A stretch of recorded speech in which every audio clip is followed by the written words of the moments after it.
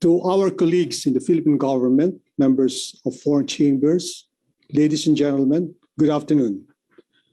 I recall I last spoke before the joint foreign chambers in July this year.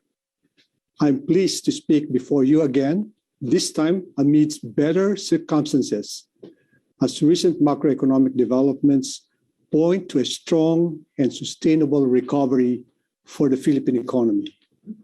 I always say that while monetary policy only plays a complementary role in addressing the impact of this health crisis, it is a critical one. For this reason, the BSP has done quite a lot to support economic recovery.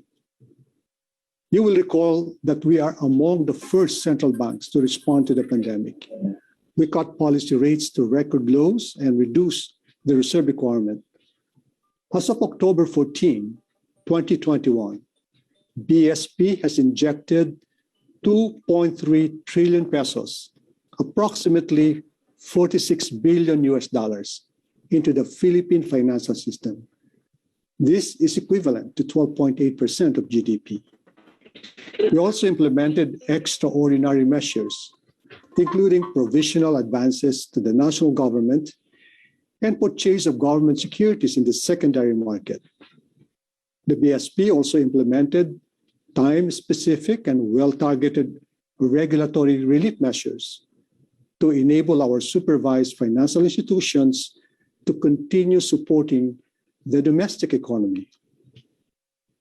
Once full recovery of the economy is underway, the BSP will implement a pre-planned exit strategy which shall safeguard the sustainability of the economic recovery while guarding against any emerging threats to the BSP's price and financial stability objectives.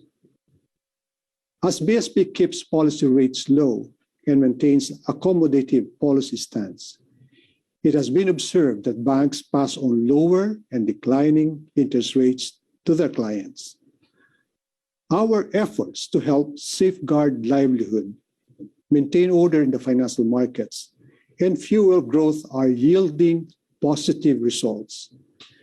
Following the 12% rebound in the second quarter, our third quarter growth rate of 7.1% was among the highest in the ASEAN region.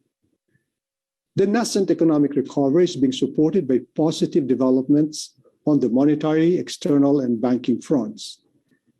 Inflation is decelerating as food prices decline. Looking ahead, inflation could settle above the 2 to 4% target range this year, but it is expected to revert to our target range in 2022 and 2023. The BSP will continue to closely monitor all risks to future inflation. We will remain vigilant against the emergence of second-round effects and any possible unhinging of inflation expectations. Meanwhile, bank lending has started to recover amidst ample liquidity, as well as the improvement in consumer outlook and business sentiment. Non-performing loans of the banking system have risen to 4.43%, but remain within manageable levels. The operationalization of the FIST Act will allow financial institutions to unload their non-performing assets and, as a result, enhance their capability to provide financial services to productive sectors of the economy. Despite the increase in NPLs, the banking system remains well capitalized. With sufficient buffers, our external payments position remains strong. The foreign exchange liberalization reforms that we implemented amidst the pandemic highlight our confidence on the resilience of our external payments position. They also showcase our efforts to promote greater ease in the use of foreign exchange resources of the banking system and to further promote an environment conducive to businesses. While the road to full recovery could be bumpy, the medium and long-term prospects for the Philippines are promising. This opinion is shared by relevant third-party observers.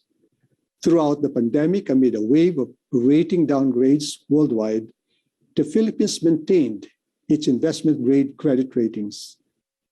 Beyond the short-term challenges of the pandemic, credit rating analysts say that sound fundamentals and policies will help the Philippines return to a sustainable growth path once the dust settles. While the pandemic temporarily disrupted the Philippines' growth momentum, it also presented opportunities to accelerate digitalization in the financial sector. To this end, we launched the Digital Payments Transformation Roadmap last year. Under this roadmap, we target half of financial transactions to be done electronically and 70% of Filipino adults to have financial accounts by 2023. To further accelerate our digitalization initiatives, BSP has approved the license of 6 digital-only banks. We expect these digital banks to have a strong start as they capitalize on the growing demand for cross-border digital remittances from the large overseas workforce across Asia and the Middle East. With physical distancing now a norm, we have seen substantial increase in transactions in PesoNet and InstaPay. Looking beyond the country's borders, the BSP and the Monetary Authority of Singapore recently signed an enhanced fintech cooperation agreement to facilitate interoperable payments between the Philippines and Singapore. The BSP intends to pursue similar arrangements with other monetary authorities in the ASEAN region.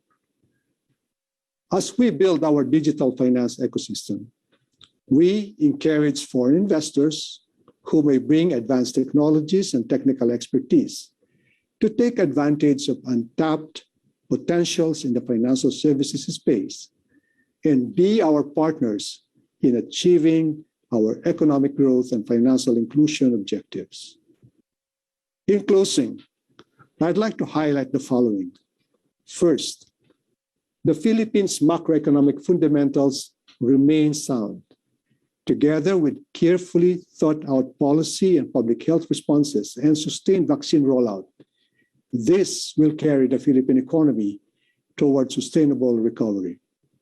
Second, targeted fiscal support remains central to the COVID-19 response. Monetary policy will remain accommodative until domestic demand and overall macroeconomic activity recovers, as the BSP keeps in mind its price and financial stability objectives. And third, the BSP continues to support reforms aimed at raising the country's competitiveness and transforming the financial landscape so that it is future-ready through digitalization and adopting sustainability principles. Thank you very much for your attention.